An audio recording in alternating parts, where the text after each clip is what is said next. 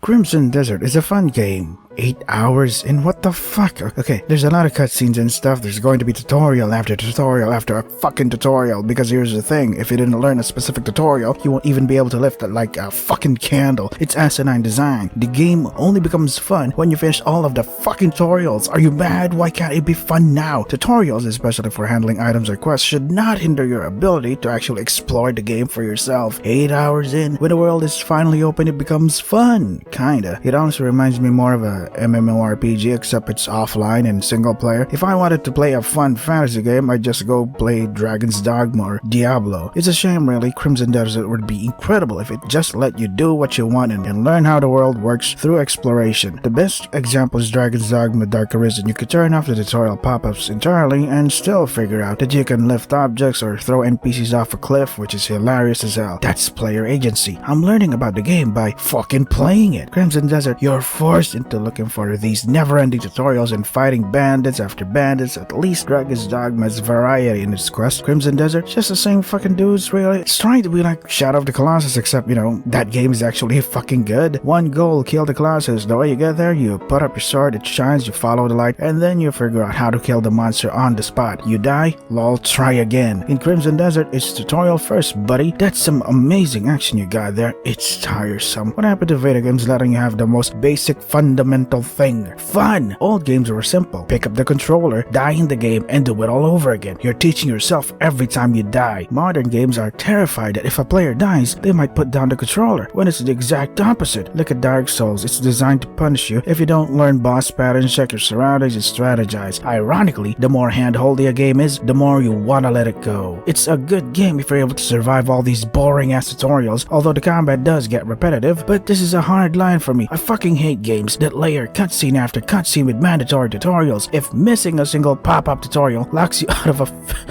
out of finishing a quest, what kind of fucking logic is that? The developers built a sandbox but are constantly watching you how you use the shovel. Okay player, lift up the shovel. No, that's wrong! You lifted it up too high! I think it's hilarious that you need a fucking walkthrough to find all the tutorials in order to finally have fun with this game.